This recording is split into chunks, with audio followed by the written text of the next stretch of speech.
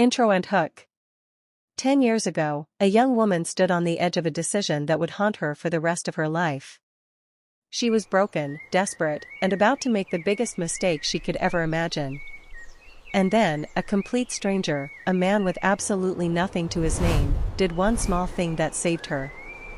She never even got his name, and she never had the chance to thank him. For the next decade, his face was a ghost in her memory, a constant reminder of a debt she thought she could never repay. She poured her heart into finding the man who unknowingly gave her a future. And after 10 long years of searching, she thinks she finally found him.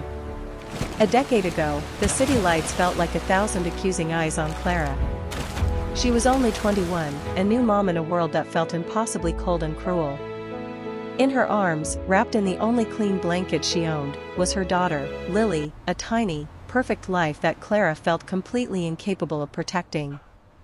The baby's father had vanished the moment he heard the news, her own family had turned their backs, and the few dollars she'd saved were long gone. The threat of eviction wasn't a threat anymore, it was a reality she'd be facing at sunrise. Every path she looked down seemed to end in a dead end.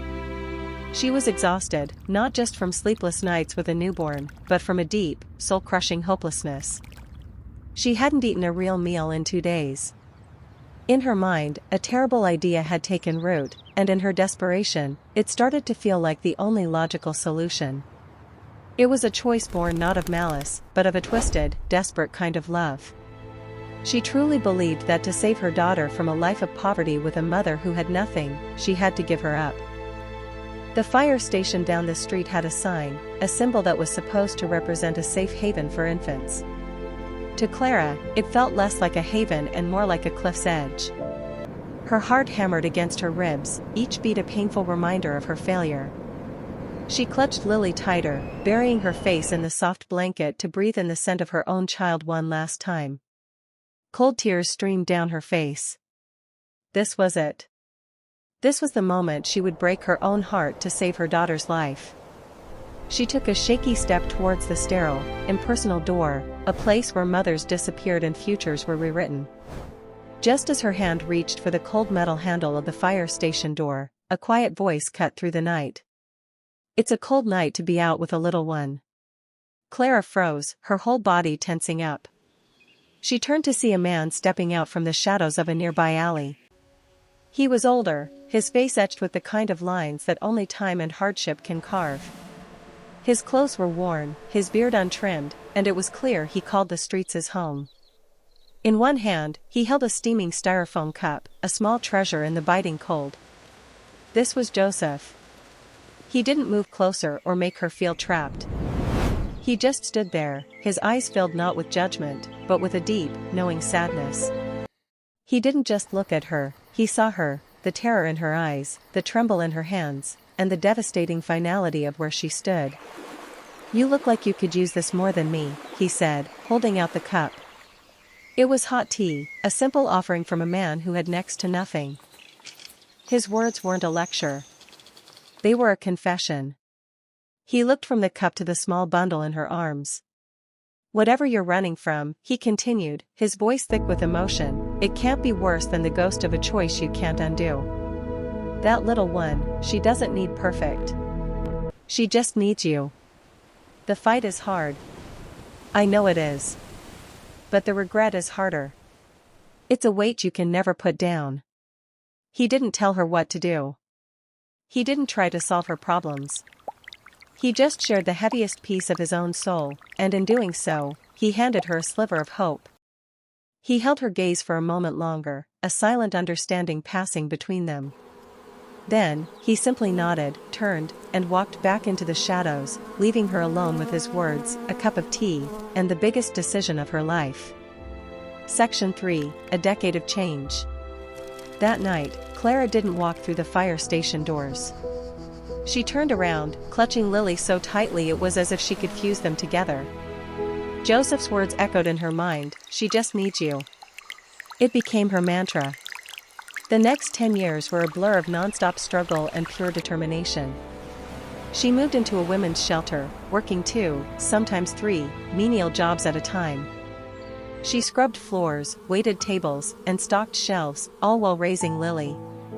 In stolen moments in the dead of night, she studied online, earning a business management degree one credit at a time.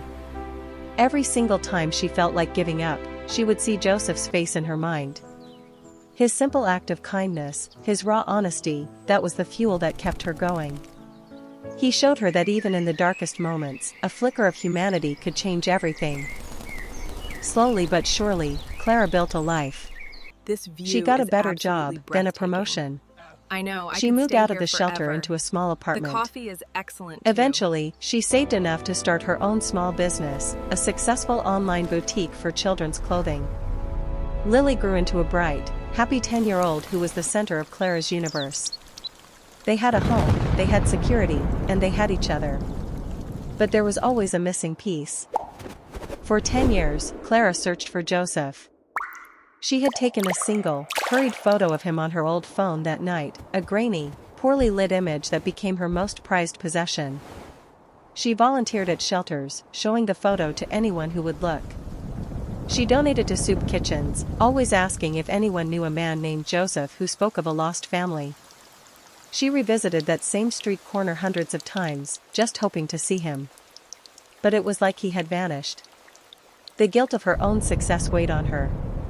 She had built this beautiful life from the foundation of hope he had given her, while he, for all she knew, was still out there in the cold. It was a debt she was desperate to repay. After a decade of searching, hope was starting to fade. Clara had expanded her business to a new part of the city she rarely visited. One afternoon, while scouting locations for a storefront, she took a walk through a nearby park. It was a bright, sunny day, a world away from the dark night that had defined her. And that's when she saw him. He was sitting on a park bench, feeding pigeons from a small paper bag. He was older, his hair was completely gray, and the lines on his face were deeper, but it was him. There was no doubt about it. Clara's heart leaped into her throat. Her hands trembled as she pulled out her phone and stared at the faded, 10-year-old photograph. It was him. She walked toward him slowly, her mind racing. What could she possibly say? Would he even remember her? She stopped a few feet from the bench, her voice barely a whisper. Joseph? He looked up, squinting in the sunlight. He didn't recognize her at all. She looked nothing like the terrified, tear-stained girl she had been all those years ago. I'm sorry, do I know you? He asked, his voice raspy but kind. Tears welled in Clara's eyes. You don't remember me, she said, a sob catching in her throat. But I remember you. 10 years ago, it was a cold night, and I was standing outside a fire station. A flicker of recognition crossed his face. He remembered the night. He remembered the girl. His eyes widened as he looked at the successful, well-dressed woman standing before him. You saved me that night, Clara cried, the words tumbling out. You and your cup of tea. You told me she just needed me. And you were right. She fumbled with her phone, her hands shaking as she pulled up a recent picture of her and Lily, laughing on a swing set. This is Lily. She's 10. She's my whole world. And she's only with me because of you. Joseph stared at the photo, and for the first time in a very long time, tears streamed down his own weathered cheeks. This view is absolutely the ghost of his own past, the regret he carried every single day, seemed to lift just a little. He had saved someone. His own mistake had become a lesson that had saved a family. In the hours that followed, they sat on that park bench and just talked. Clara told him everything, the struggles, the triumphs, and how his memory had been her guiding light. Joseph shared his own story, a life derailed by grief and regret after losing his family. Clara looked at this kind, gentle man who had given her everything when he had nothing. Now, it was her turn. Joseph, she said, her voice firm with a new kind of determination. You gave me my future back. Please, let me help you with yours. She offered him the spare room in her house, a warm bed, and home-cooked meals. But she also offered him a job managing inventory for her growing business. This wasn't charity, it was a partnership. It was a chance for him to have a home, a purpose, and a friend. It was a chance for two broken people, connected by a single moment of grace, to finally heal. One single act of kindness, a few honest words from a stranger, can send ripples across a lifetime. It can rewrite a future and save a life. Joseph's compassion didn't just save Clara, it saved her daughter, Lily, and created a legacy of hope that spanned a decade. If this story touched your heart, subscribe for more moments of hope and humanity. And in the comments below, share a time when a small act of kindness, either one you gave or one you received, made a big difference in your life. You never know whose story might inspire the next beautiful connection.